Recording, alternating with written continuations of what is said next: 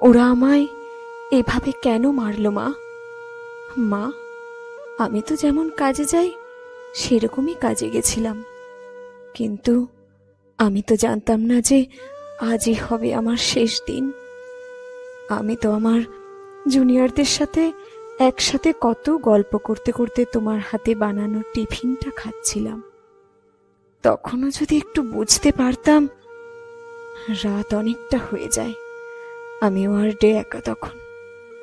হঠাৎই ওরা তখন আমার সাথে, ছি মা, আমার খুব কষ্ট হচ্ছিল জানো তো।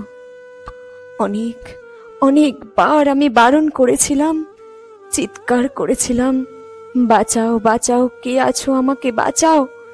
কিন্তু কেউ আমার চিৎকার, আমার আর্তনাদ শুনতে পায়নি জানো তো মা। আর ওরা আরো পশুর থেকেও বিচ্ছিরি ব্যবহার করতে লাগলো, খেলতে লাগলো আমাকে নিয়ে ওরা। আমি ওদের হাতে পায়ে পড়লাম জানো তো মা।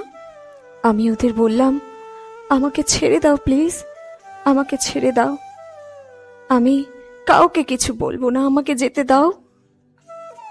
কিন্তু ওরা আর আমায় তোমার কাছে একবার যাওয়ার সুযোগটা দিল না, দিল না তোমার কোলে শেষবারের মতো মাথা রাখতে দিতে, দিল না শেষবার তোমার হাসি ভরা মুখটা দেখারও শেষ বিদায় জানানোর সুযোগ।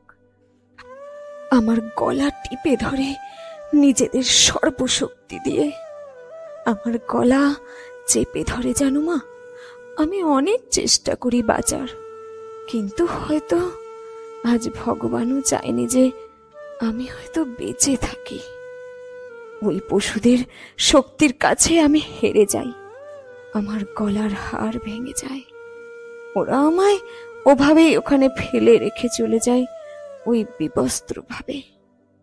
সকালে সবাই আসে, কিন্তু এ কি, আমি কারোর সাথে কথা কেন বলতে পারছি না?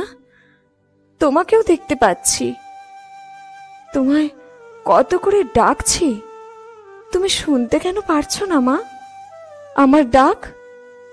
ও মা, ও মা, মা গো, এই তো দেখো, দেখো না মা, ও মা, এই তো আমি, তুমি কাঁদছো কেন? কি হয়েছে তোমার? ও মা।